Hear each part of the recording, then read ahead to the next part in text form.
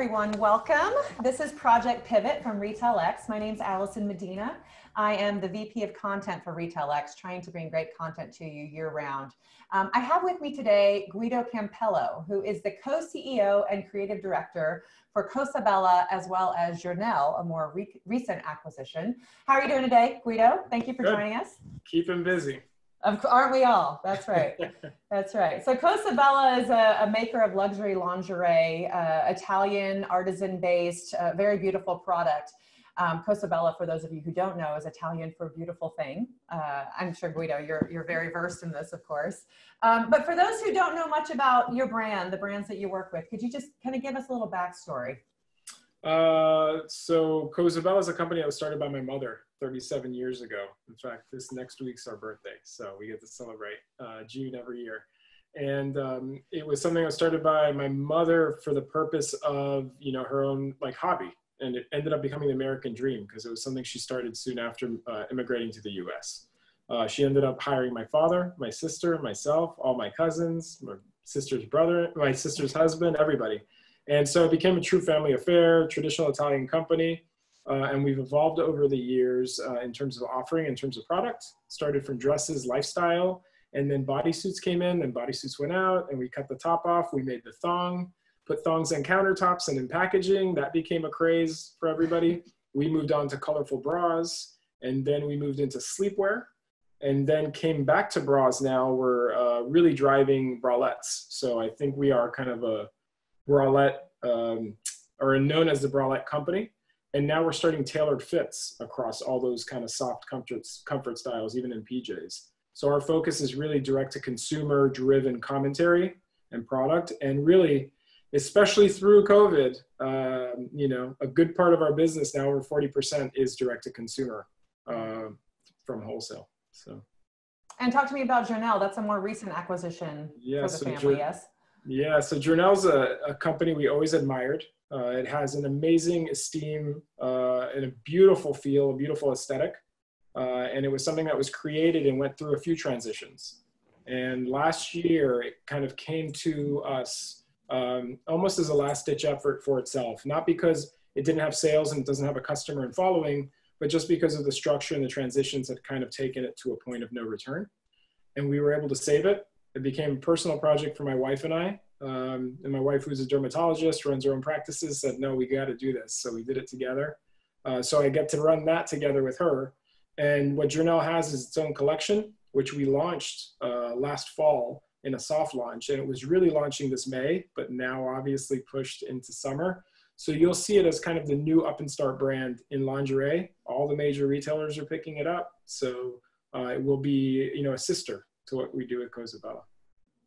Lovely, lovely. Now talk to me about how COVID-19 has affected both of these companies. I mean, Cosabella manufacturing is out of Italy, which is one of the first countries that was hardest hit by this pandemic. Crazy, right? How have you dealt with all this? What's business looking like?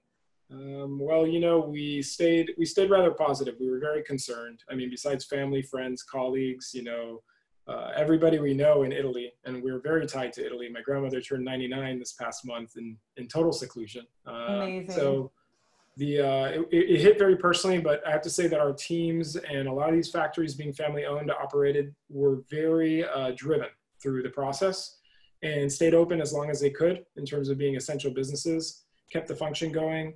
The one thing that's beautiful about Italy is it's so fast at recovery. You know, its wounds heal very quickly in terms of people reacting. I won't say economically and politically, but the people themselves react fairly quick, and we've reopened up.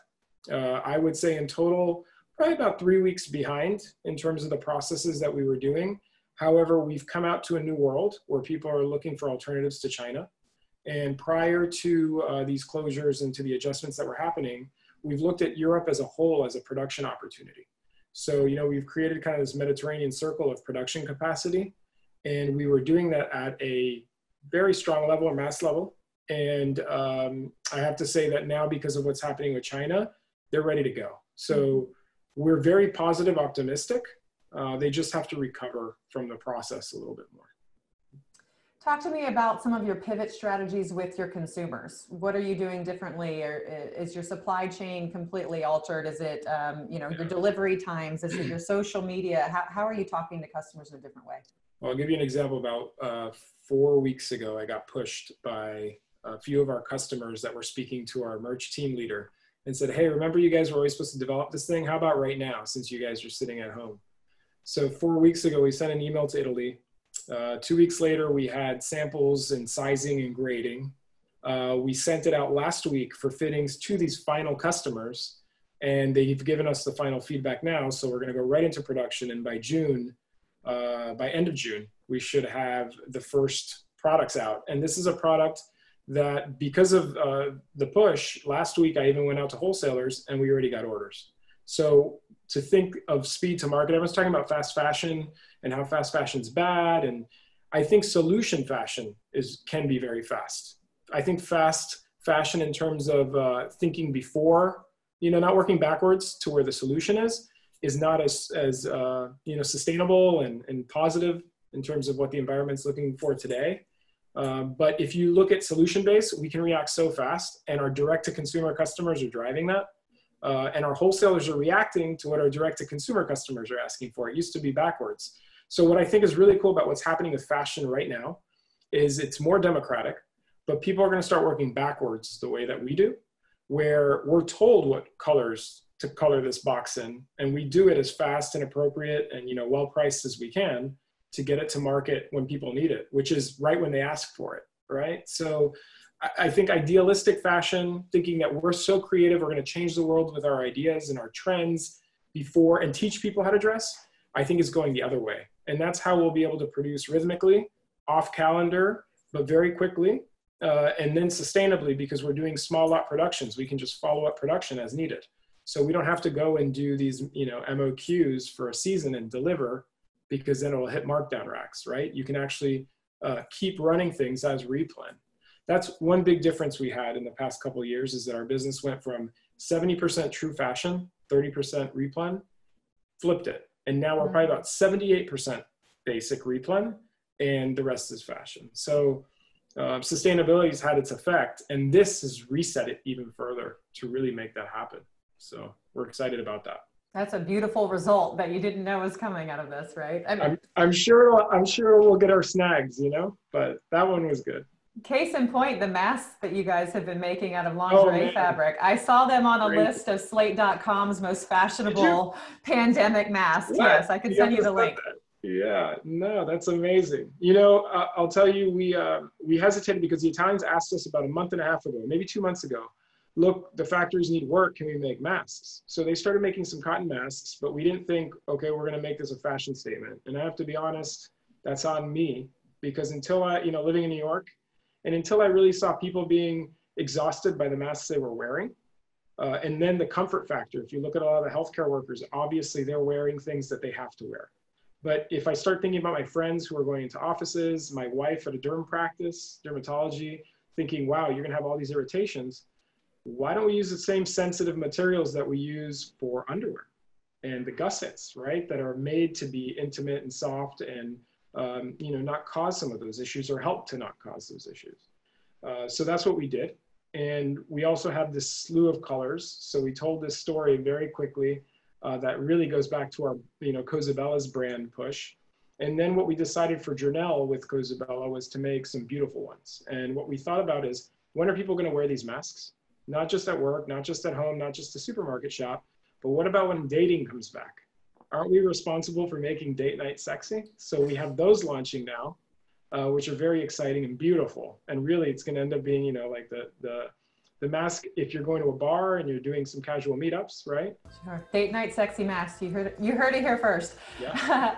One last question to wrap up.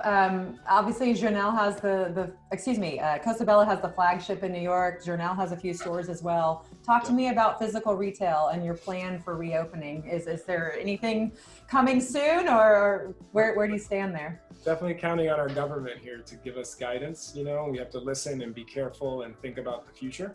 So we took action very quickly, but we do have teams and team members who want to get to work and have been working and really have pushed through. but the biggest challenge is accepting customers in. And we do fittings, right? How are we going to accomplish that? So we're laying out some procedures. We're getting ready for, and we're hopeful for July to be able to get going. And you know, people knock on the doors. People are here. They're waiting to shop. I think people do want to go back to physical retail. You know, they're tired of necessarily just scrolling and thumbing. So our goal is to open up.